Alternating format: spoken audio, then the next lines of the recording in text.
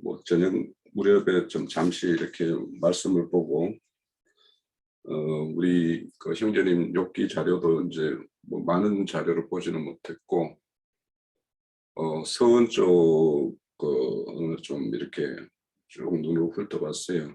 그래서 뭐 자세하게는 내가 이제 전체를 요약할 수 있을까 싶기는 한데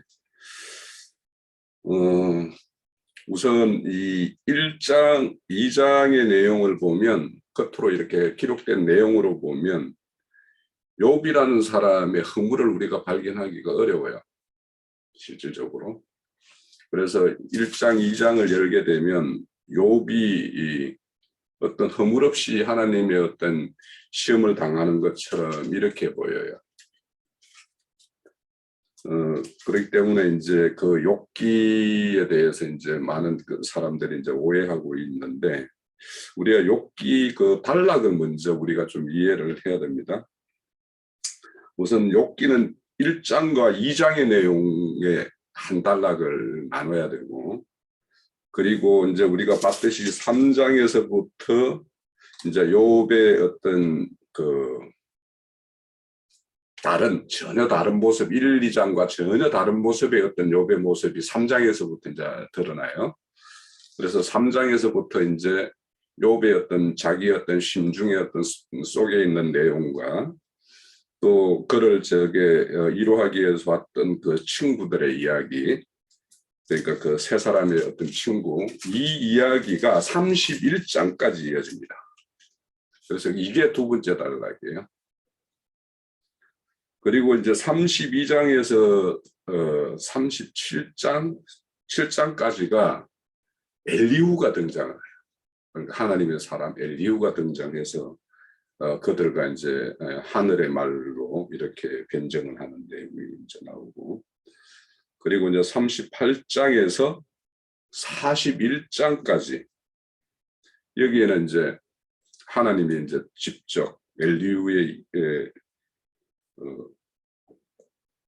하나님이 직접 이제 변론하여서 그 욥을 완전히 이렇게 깨트려 버리는 그런 어떤 게 일어나고 40장 한 장이 이제 그 깨어진 욥에 대해서 하나님이 이제 축복하고 오히려 갑절로서 이렇게 갚아주는 내용 이렇게 구성이 되어 있어요.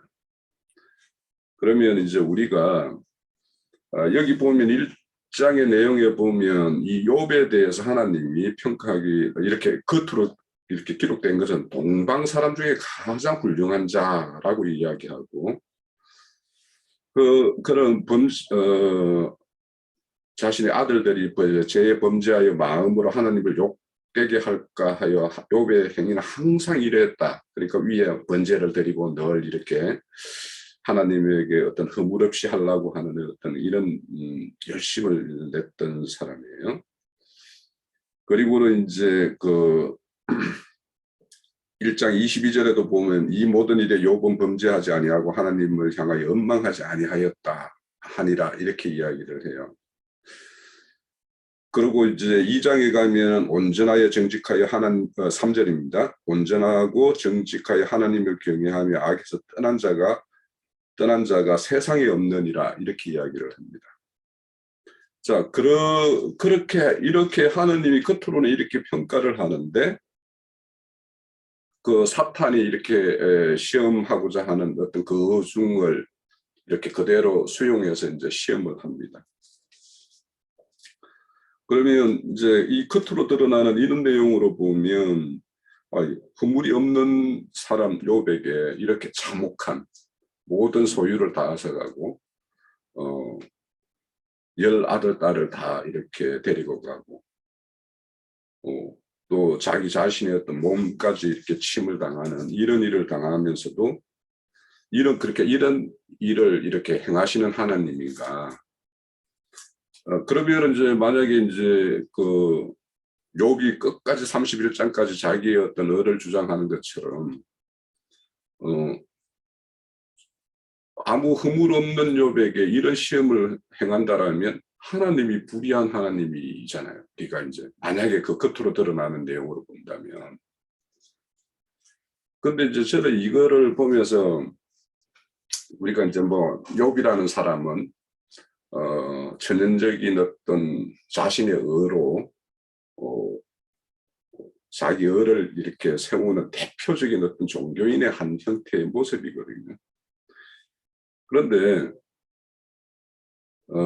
하나님, 저는 이 욥을 보면서 우리가 어제까지 애쓰던 한민족을 이렇게 구원하는 이야기라면 이 욥기는 한 사람을 세우는 그 과정에, 그러니까 옛사람을 해체하기 위해서 옛사람을 그 한 사람을 온전한 어떤 새 사람으로 이렇게 탈바꿈시키고 그 사람을 세우기 위해서 이런 무지막지한 어떤 하나님의 어떤 거는 그 하늘의 어떤 근고에 있는 그 보물들이 이렇게 쏟아 부어져서 결국에는 그 한 사람 욥을 세우는 과정으로 보인단 말이에요.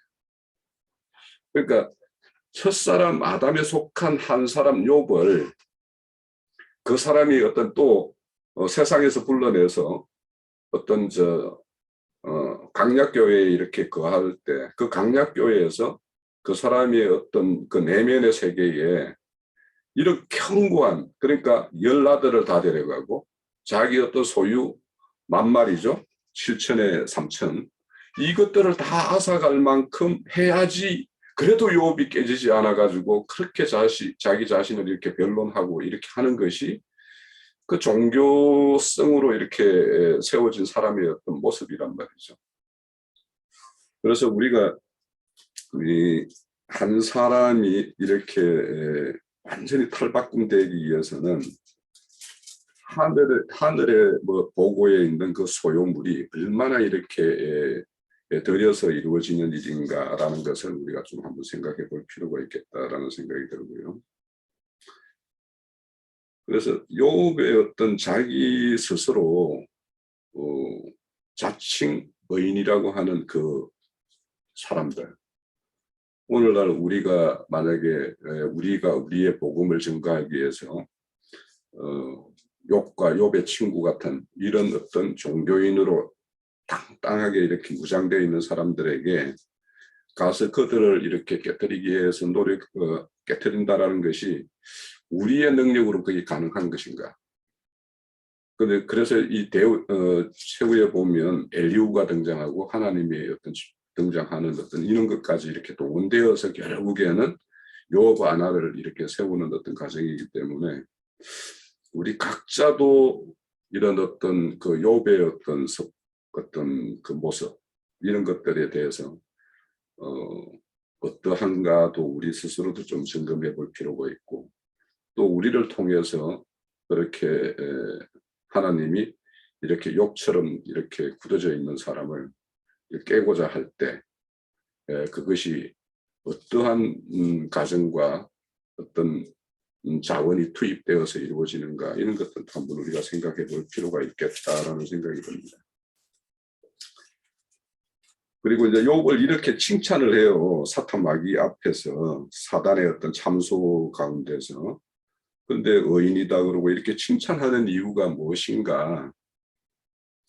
그러면 이제 결국에는 마귀는 욥이 하나님이 베풀어 준 그 어떤 언덕에 의해서 그냥 지금 잘 이렇게 하는 것이지 저 본성은 그렇지 않아요라고 하는 것이 이제 사탄 마귀예요.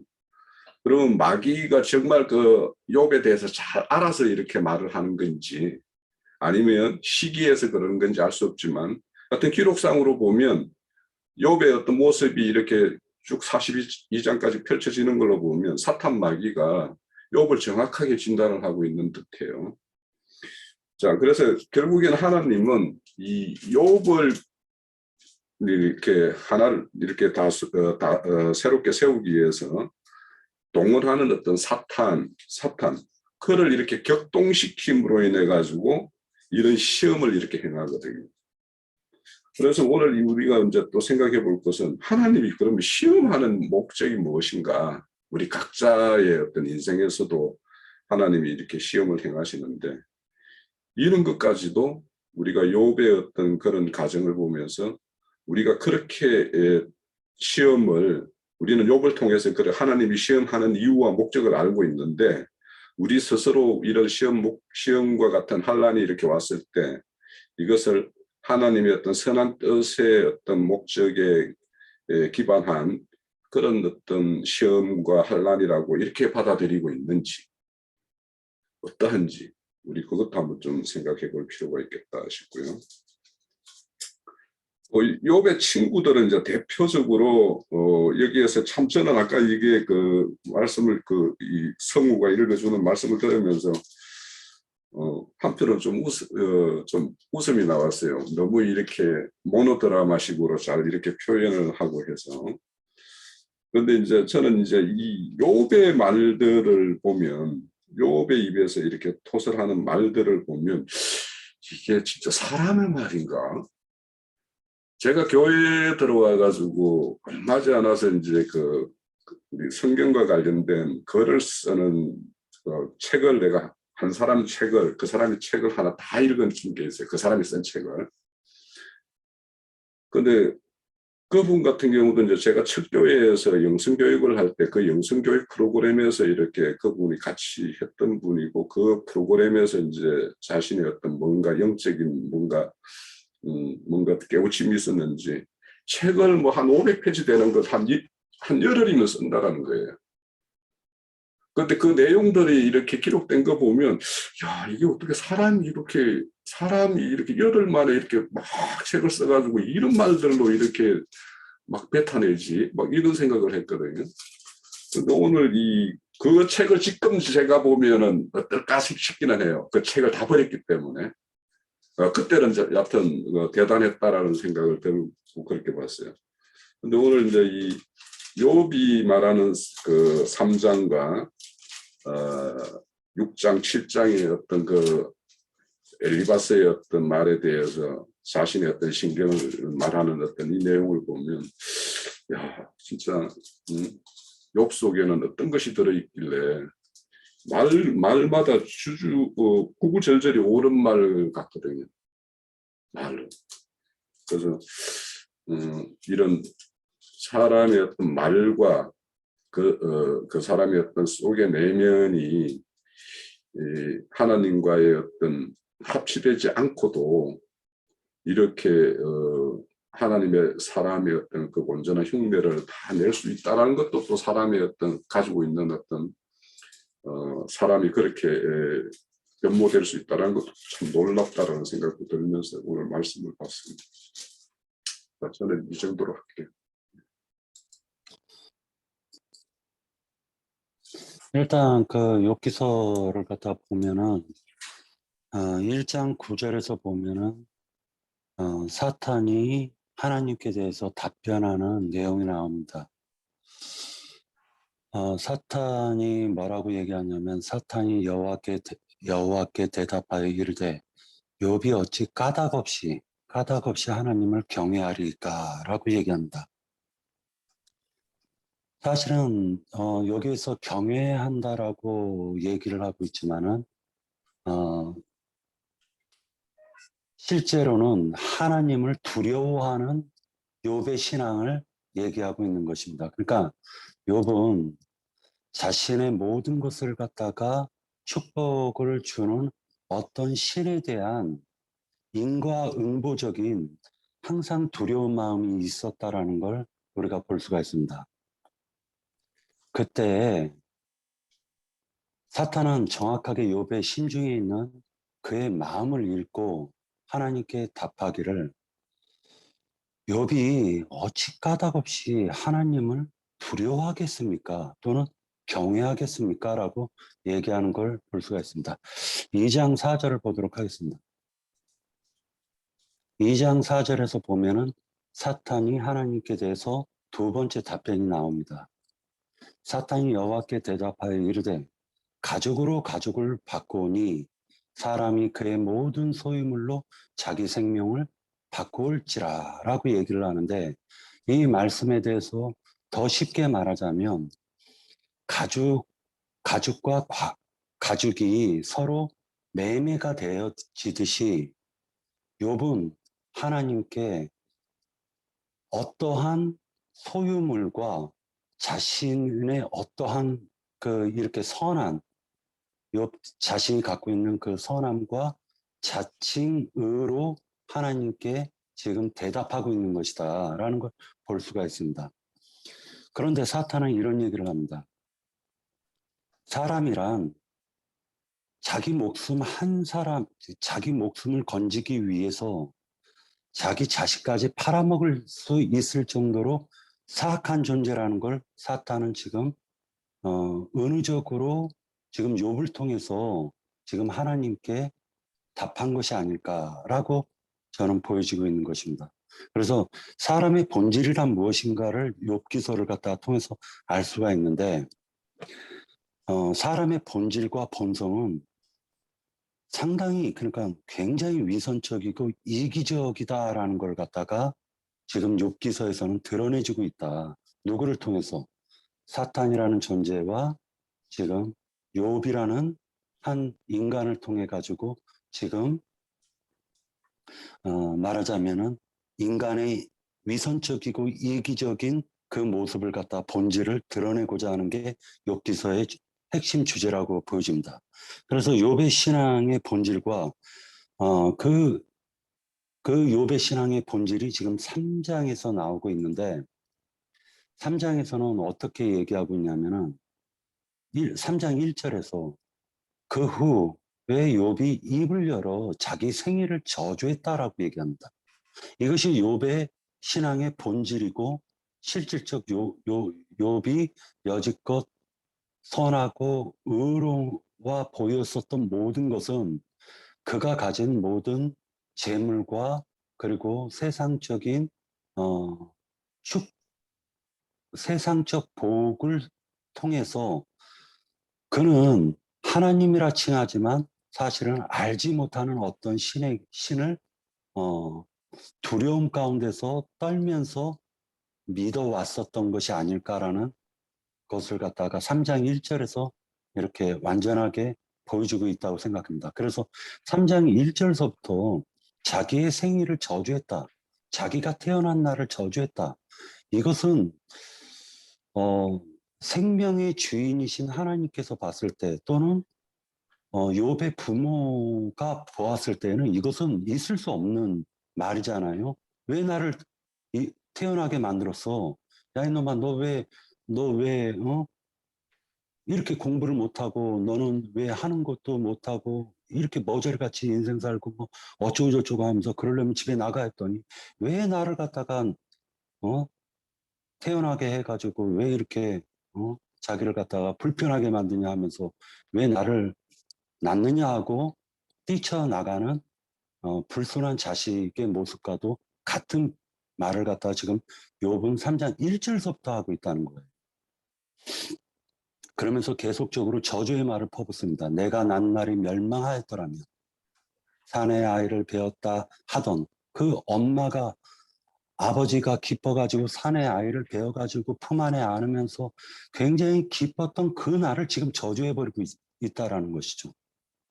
이런 모든 것은 실제로 욥의 신앙이 얼마나 잘못되었는가를 볼 수가 있는데 그렇다면 이게 욥만 그러느냐? 그것이 아니라 로마서에서 보면은 첫사람 아담의 생명을 가진 본질적 첫사람과 말하자면 흑사람은 누구나 할 것 없이 여기에 해당이 된다라는 걸 보여주고 있는 것입니다.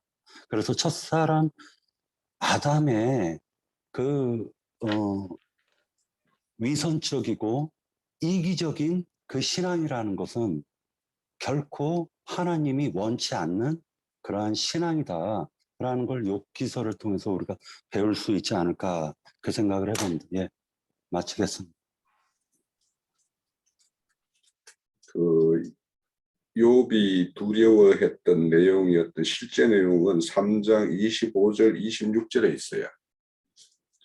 내가 두려워하는 그것이 내게 임하고 내가 무서워하는 그것이 내 몸에 미쳤구나. 나에게 평온도 없고 안식도 없고 휴식도 없고 다만 불안만이 있구나.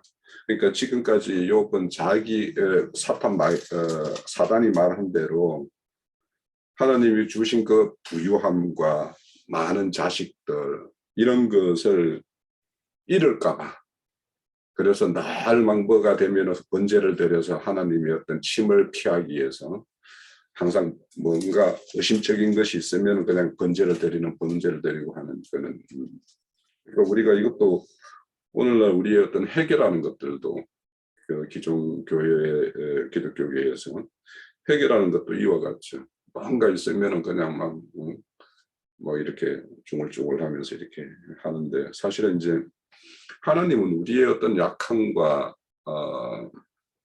또 우리의 어떤 생각과 이런 것들을 다 헤아리고 있는 분이기 때문에 저는 이제 이걸 보면서 참 하나님을 우리가 아버지라고 하잖아요. 아버지라고 하면 그 앞에는 우리는 자식의 모습으로 서야 되는데 그럼 자식의 모습으로 서는 것은 어떤 모습일까? 어린 아기가 어른 짓 해도 그것도 뭐가 이런 놈이 있어 할 것이고 이제 때가 차가지고 이제 이 정도로 철들고 뭔가 이렇게 구실을 해야 될 것 같은데 여전히 엄마 치마폭에 쌓여서 뭔가 이렇게 한다라면 그것도 아마 그래요. 그래서 이제 저는 이제 그 1장 1절에 보면 악에서 떠났다라고 이야기를 합니다. 이 악. 그러면 우리가 악이라는 것도 있고 죄라는 것도 있고 뭐 여러 가지 이제 표현이 있는데 이 악이라는 거는 뭐냐면 하나님이 분명히 욥을 어렵게 보고 이렇게 좋은 모습으로 보는 면이 있어요. 있는데 욥의 기대하는 바에 미치지 못하는 거예요. 그게 이제 사실은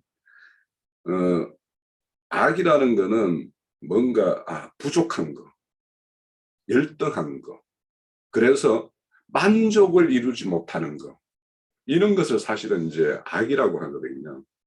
그래서 여기에 그럼 욥을 두고 악에서 떠났다, 정직하다, 뭐 동방에서 이와 같은 사람이 없다 이 말이 정말 그래서 그렇다라고 하나님이 말하는 건가? 아니면 정말 사탄을 오히려 충동시켜 가지고 사탄을 통해서 이 욥의 어떤 그런 실상을 적나라하게 이렇게 드러내서 욥을 해체해야 되잖아요. 옛사람을 해체해야 되잖아요. 그러면은 배를 갈라야죠. 그러니까 우리가 수술을 새 사람 인간을 이식을 하려면 그러니까 메스를 가하기 위해서 사탄의 어떤 그런 걸 충동하는 어떤 이런 모습이기도 해요. 그래서 아까 이제 그 자료, 형제님 자료를 쭉 보면서 그 롯을 이제 의인이라고 이야기하는 그거를 이제 예로 이렇게 설명을 이렇게 드셨던데 그렇죠. 롯 같은 경우에 저도 뭐 성경에서 어렵다라고 하면 어려운 걸로 알아야지 뭐 이렇게 예전에 내가 주장을 했던 것 같아요. 제가 성경에서 어렵다라고 하면 의인이라고 뭐 이렇게 이제 했는데 그러니까 이제 실상은 그 소돔 고모라 그 성읍 중에서는 좀 더 나은 사람일 수는 있겠죠. 하나님이 뭔가 그 성의 제사장으로 이렇게 세운 사람이니까. 그렇지만 그 소돔과 고모라 그 성읍에서 그 어떤 악행이 저지르고 하면 그들을 데리고 나와야 되는 어떤 앞장서서 나오는 것이 이제 선인데 그럼 오늘날도 그 기독교계의 어떤 뭐 문제점을 이렇게 지적하면 대부분의 사람들은 교회 실상에 대해서 조금만 관심 있는 사람은 다 참 큰일 났다, 걱정된다, 뭐 하나님의 어떤 뜻과는 좀 배치되는 부분이 많이 있다 이러면서도 사실은 거기에서 그 안에서 뭐 개혁을 주장하고 이렇게 눌러앉거든요. 그게 롯의 실상이거든요, 사실은. 그래서 이제 욥의 어떤 심사는 지금 현재 요만만 하여라 이거 외에 더 바랄 것도 없고 더 그런 상황이 이게 욥이거든요. 그러면 이제 우리가 하나님이 시험하는 거는 그렇게 어떤 하나님의 합치되지 않는 부분을 드러내기 위해서 그렇게 시험하는 목적도 있는가 하면 그 목적은 뭐냐면 궁극적으로는 욥을 더 높은 차원의 생명 세계로 이끌어 올리기 위한 것이 목적이거든요. 그렇기 때문에 우리가 시험을 당한다든지 우리도 세상 살면서 내 뜻대로 안 되고 뭔가 이렇게 하는 부분이 있죠. 그럴 때 이것이 만약에 하나님이 나에게 어떤 어중으로 이런 상황을 이렇게 연출하시는가 이런 걸 한번 생각을 해보면 그걸 통해서 내 자신을 이렇게 더 높은 어떤 생명 수준으로 이렇게 경지로 이끌기 위한 어떤 그런 배려다라고 생각을 하면 현 상황을 좀 더 긍정적으로 또 이렇게 욥처럼 막 이렇게 생의를 저주하고 이러는 것이 아니라 이제 그렇게 되겠죠. 그래서 하나님의 어떤 어중을 우리는 늘 이렇게 하나님의 행상에는 하나님의 선하고 기쁜 뜻이 반드시 있기 때문에 그 뜻이 무엇일까 이런 것들에 대해서 우리가 늘 관심을 가지고 하는 것이 우리가 말씀을 대하는 태도이고 또 하나 생각한 거는 이제 욥과 욥의 친구가 최종적으로 나중에 다 이제 하나님과 화목을 이루죠. 42장에 가면. 그러면은 이게 이제 결국에는 이제 모두가 함께 하나님과 화목을 이루는 것이 이제 교회의 모습인데 이 교회의 어떤 모습은 각자가 저는 이 대만 사람 뭐 이 엘리바스나 뭐 수아 사람 뭐 이 사람들이 모여서 결국에는 교회를 이루어가는 모습이라는 한 면은 보여요.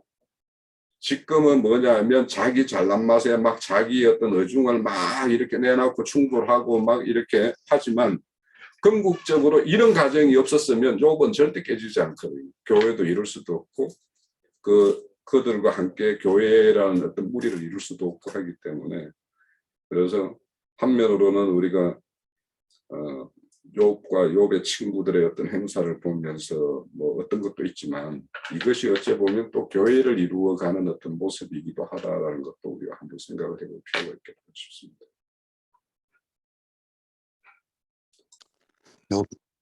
욥기서 4장 1절에서 5절까지 보면은 대만 사람 엘리바스가 대답을 합니다.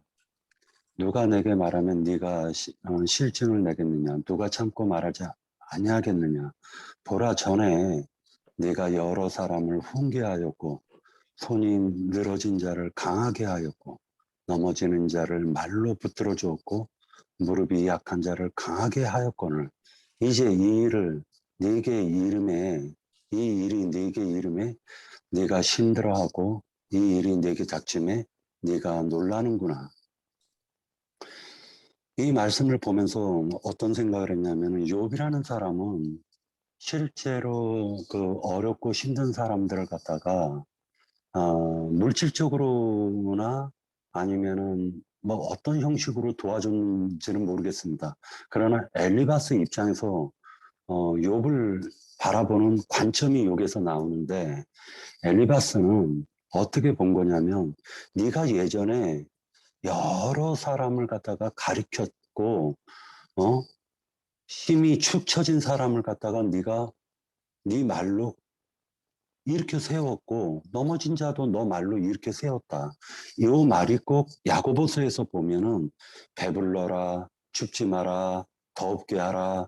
말로는 그렇게 하는데 정작 아무것도 해주는 게 없는 입방아만 찍는 어떤 그러한 교훈, 입방아 교훈 또는 입방아 훈계 그것을 갖다 욥기 4장에서는 엘리바스가 욥을 지적하는 내용이었다라는 겁니다.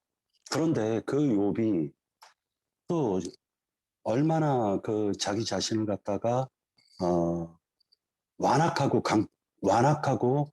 첫사람의 의를 갖다가 강직하게 지켰는지를 또 보여주고 있습니다. 그것은 욥의 아내가 한 말입니다.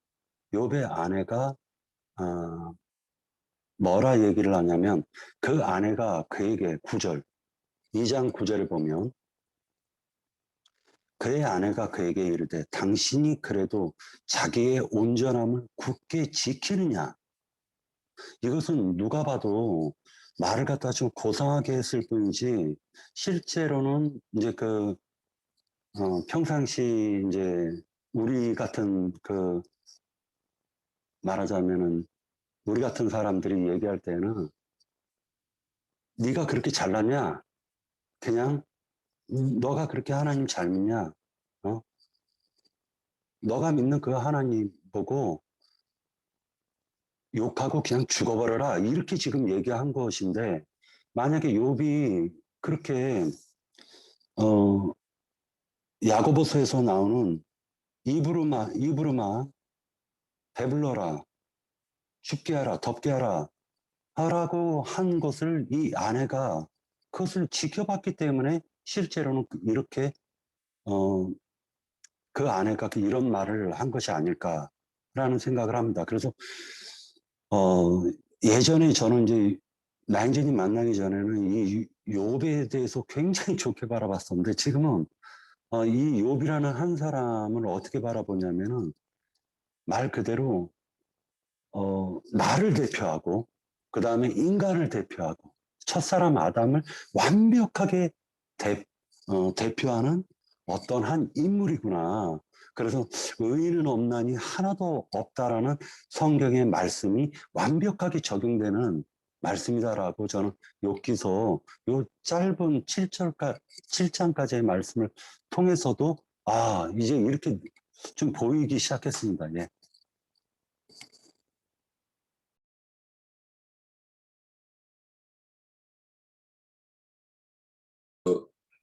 욥을 위로하는 어떤 친구들의 어떤 말이라는 게 이제 보면 욥의 어떤 그러니까 이유 없이 하나님이 이렇게 하겠냐, 너를 좀 잘 챙겨봐, 뭐 이런 이야기거든요. 근데 이제 우리가 히브리서 12장에 보면 그 징계함이 없으면 사생자라 이런 말씀들이 있죠. 그래서 참 어째 보면 이렇게 어려움을 겪고 있는 사람들한테 위로한답시고 그런 말을 우리가 할 수도 있죠. 지금 너는 하나님의 아들이니까 이런 시험을 받으니까 좀 용기를 가져, 뭐 이렇게 할 수도 있죠. 그런 말을. 그래서 참 우리가 성경에 있는 말을 인용해서 뭔가를 이렇게 의사를 전달할 때도 참 이 때와 상황 이런 것들이 우리가 잘 구별되어서 뭔가 이렇게 인용하지 않으면 오히려 하나님의 어떤 거는 뭐 취지, 또 말씀의 어떤 본질, 그걸 훼손시키는 그런 것이 얼마든지 될 수 있겠다 싶기도 해서 우리가 그 상황에 따라서 우리가 하나님의 말씀을 이렇게 인용해서 이렇게 하는 것들도 때로는 잘 구분해서 해야지 그게 하나님의 살아있는 말이 되고 진정 하나님의 어떤 위로가 될 수 있겠다라는 걸 우리 욥의 친구들의 어떤 행태를 보더라도 좀 알 수 있을 것 같다 싶습니다. 자, 우리 제일 두려워하는 것이 두려워하는 일이 일어났잖아요. 아까 3장 25절과 26절에 내가 두려워하는 것이 내게 임하고 내가 무서워하는 것이 내 몸에 미쳤구나. 나에게 평온도 없고 안일함도 없고 쉼도 없고 다만 불만만 있구나. 이러한 것이 이제 욥이 두려워하는 것이 있기 때문에 그들의 이제 자녀들의 잔치를 끝나면 1장 5절에 그들이 차례대로 잔치를 끝나면 욥이 그들을 불러다가 성결하게 하고 아침에 일어나서 그들의 명수대로 번제를 드렸으니 이는 욥이 말하기를 혹시 내 아들들이 죄를 범하여 마음에 하나님을 욕되게 하였을까 함이라. 욥의 행위가 항상 그러하였더라. 예, 예, 우리가 요번에 나영재님 통해서 끝까지 다 듣고 이제 가르침을 받았지만, 예, 여기서 하나님이 욥에게 하시는 말씀은 사단에게 하는 말씀은 욥을 비웃는 말씀인 것 같아요. 이게 세상에서도 예, 바울사도도 그랬죠. 내가 율법으로는 흠이 없다고 한 거고, 주님의 사복음서도 그렇게 말씀하셨죠. 서기관 바리새인 율법사들은 율법사들만 못하면 결국 너희들은 천국에 들어갈 수 없다. 그런 말씀을 하셨거든요. 이게 그 세상에서도 이런 것이 있어요.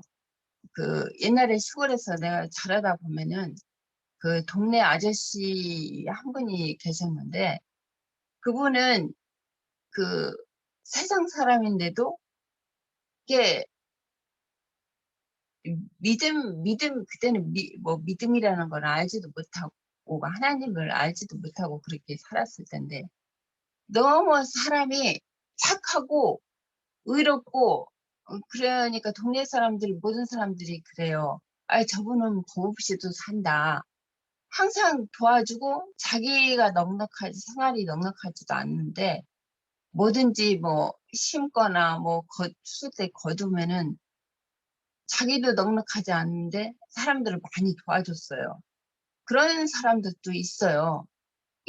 그러기 때문에 그 옛사람 안에서는 우리가 그 모든 사람이 두려워하는 게 있을 거예요.